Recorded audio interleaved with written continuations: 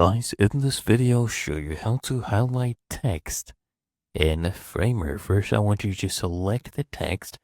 As you can see, this layer has been selected. And all you need to do is right-click on that layer, click on Add Stack, okay?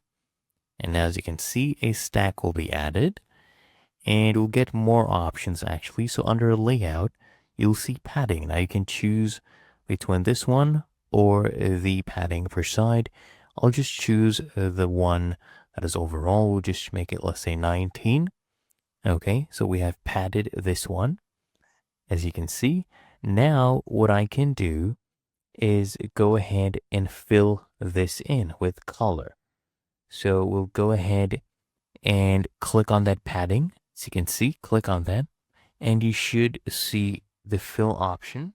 So here under styles, I can click on add fill, and let's do yellow, right? Let's do yellow, this shade of yellow right here. Okay, so I'll select this, and we have basically highlighted it, as you can see. And if you would like, you can also go ahead and change the color of the text as well. Okay, you can come here and just change the color. But otherwise, it is really that easy and simple.